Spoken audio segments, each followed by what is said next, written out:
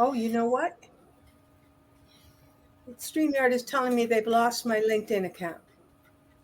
Okay, Oh so no. um, What does that mean? it means that I couldn't go live immediately. Oh, Okay, now we can go live.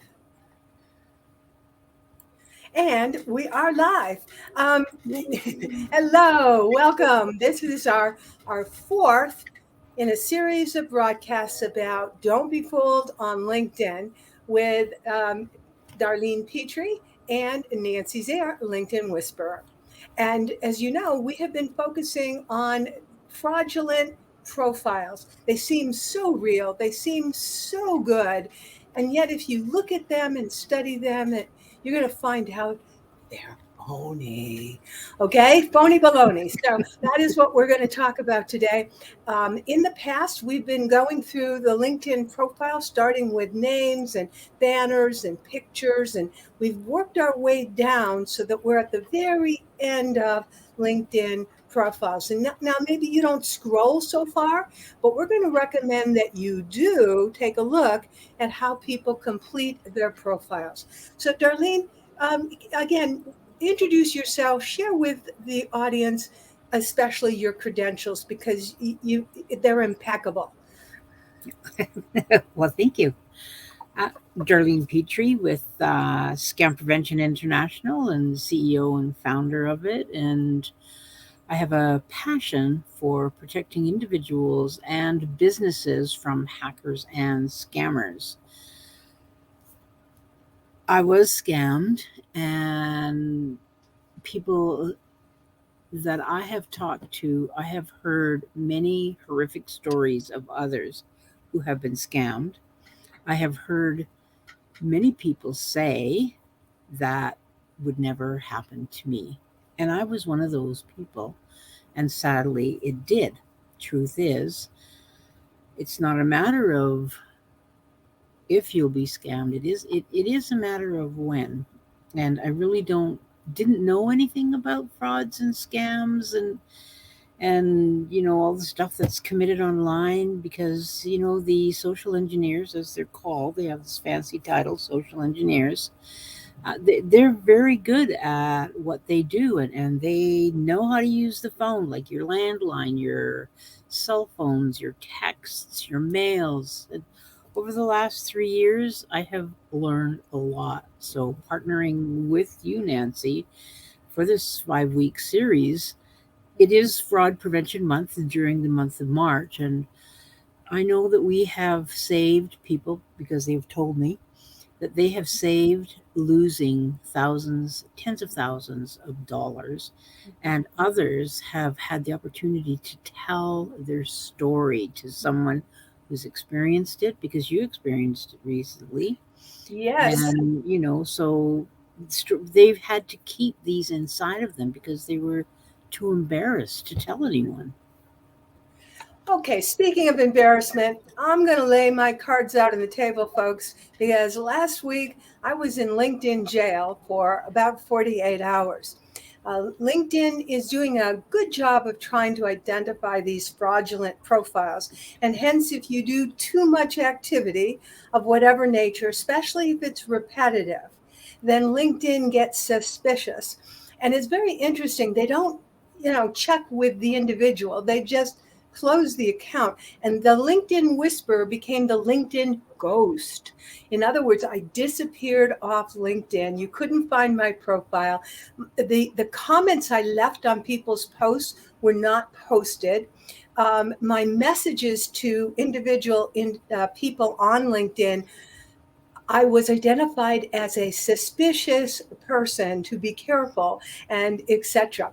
I got out of LinkedIn jail by fortunately, LinkedIn itself, although I had asked people for help, I don't know if that like facilitated the process. But anyway, 48 hours later, I got a message from LinkedIn saying, confirm that you're human. And I had to show them a passport or a driver's license or some other government issued ID that would indicate that indeed I was a real person. And so I got out of LinkedIn jail. But my profile was seen as potentially fraudulent. So anyway, it was kind of a fun event, Darlene. So let's dive in because we're going to talk today about the bottom part of after the experience. There are a number of other sections in LinkedIn. And they again provide some important information for you to look at. So, Darlene, which one would you like to tackle first?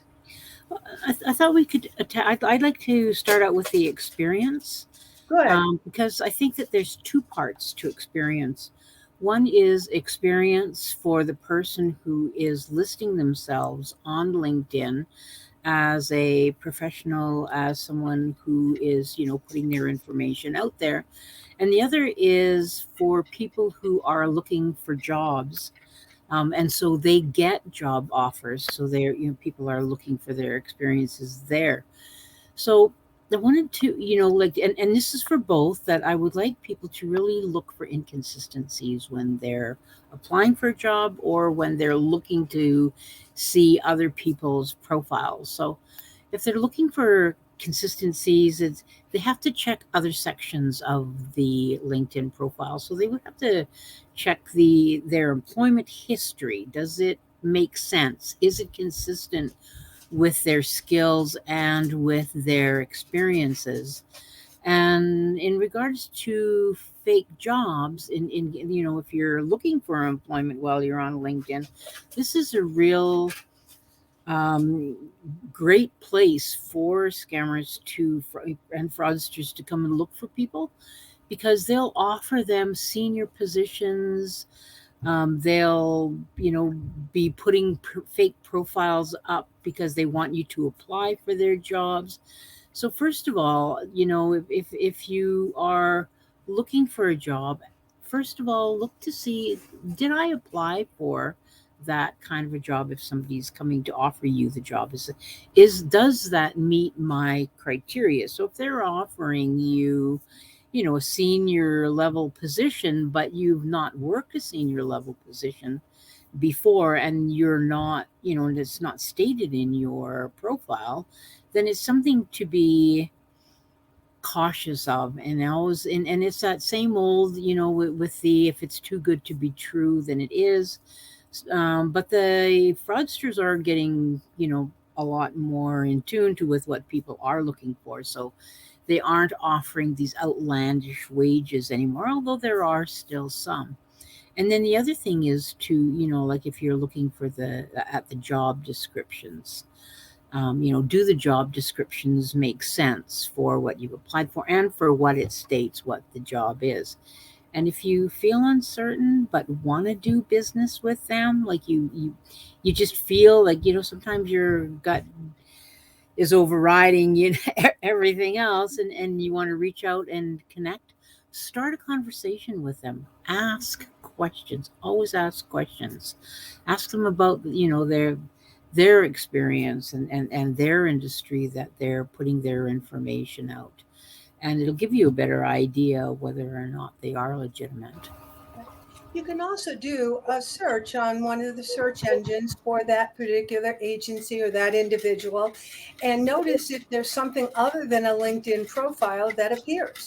And Mhm. sometimes scammers are just way too in a hurry, to actually complete the larger picture of who they are. So again, a little bit of caution goes a long way. So yes, we need to look at experiences, and then after experiences, there are some interesting sections. Not everybody fills this out, but again, there's some interesting information you can look at, and again, see whether or not there's inconsistencies, and includes things like recognition, awards, licenses, certifications, volunteer experience. So, do you want to comment a bit about that as well?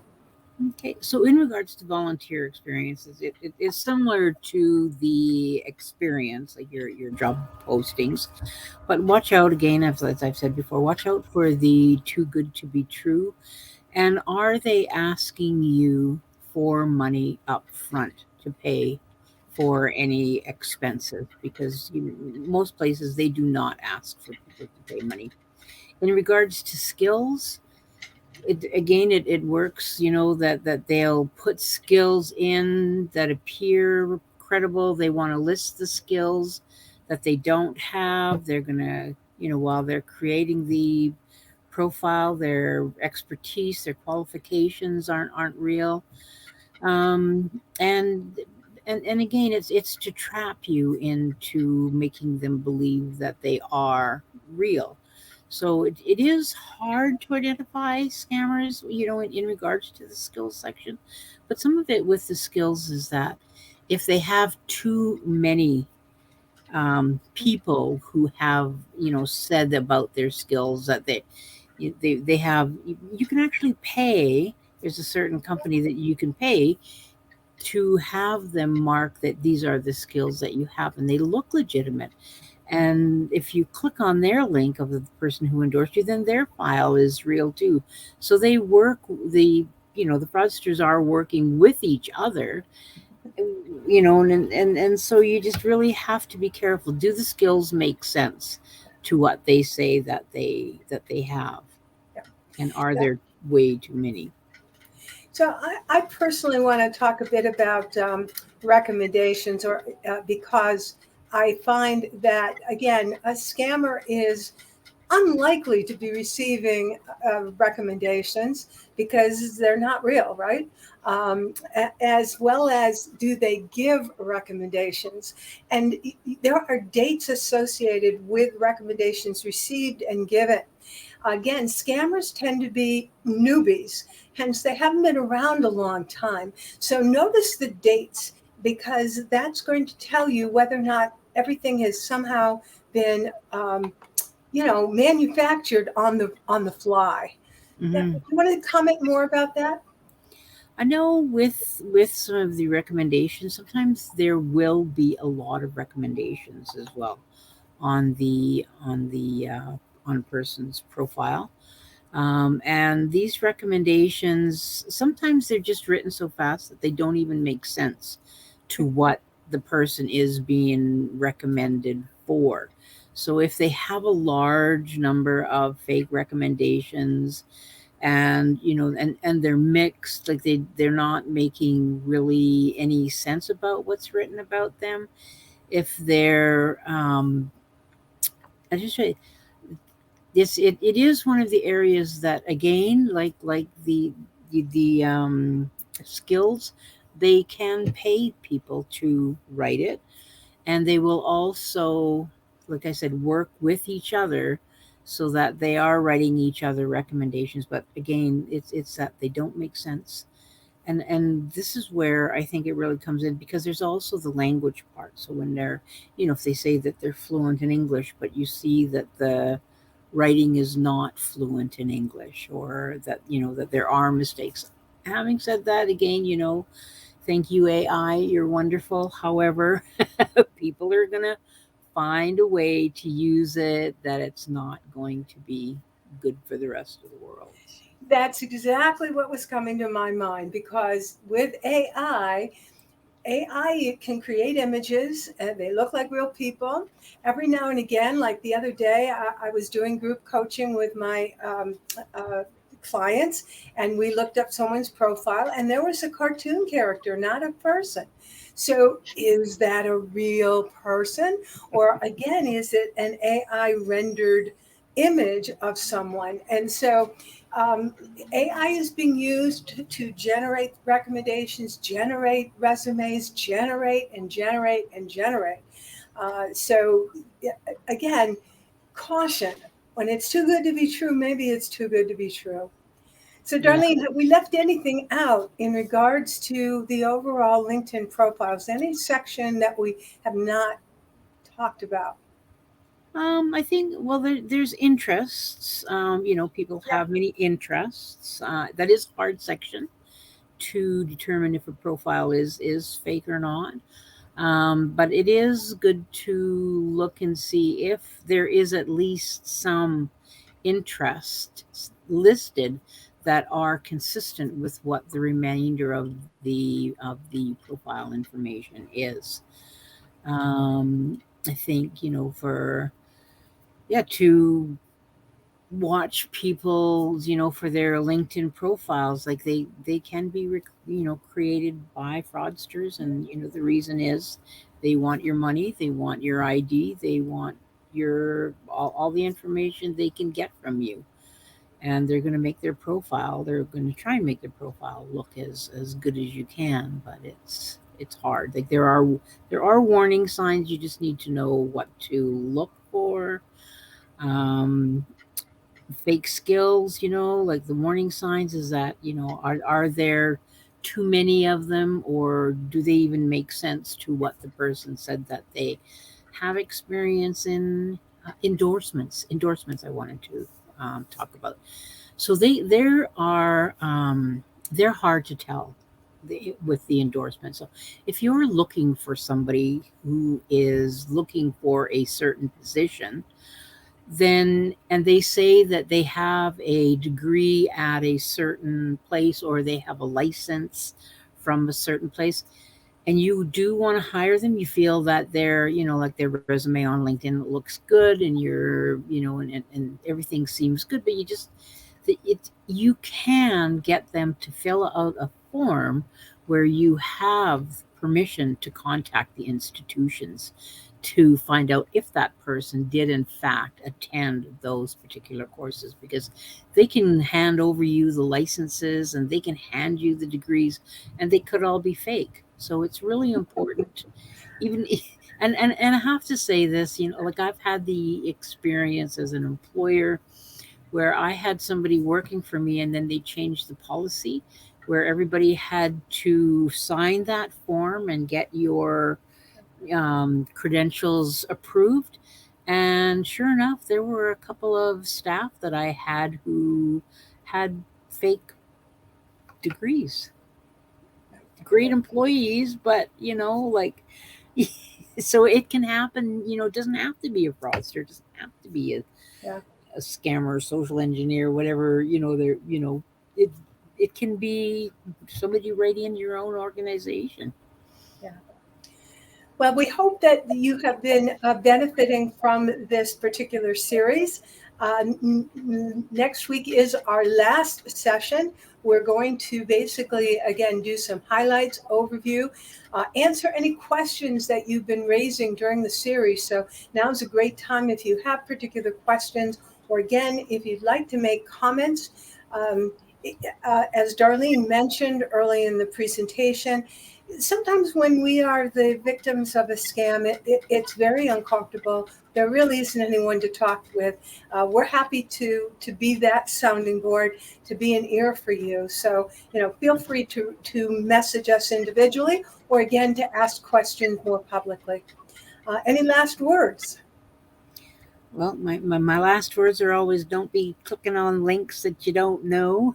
And have as much communication with someone if you are really interested in their profile, if you're interested in hiring them, or if you're interested in purchasing products. That was another thing I didn't bring up, was if you're about purchasing products.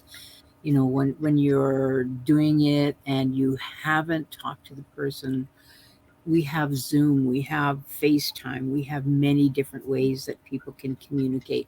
Telephone, but don't just take it by telephone. Do try to meet them as close to in person as possible before you send money to receive stuff, or before you send stuff. Amen. All right, to your sales success. Don't be fooled on LinkedIn. We'll catch you next week. Well, thank you very much, everyone.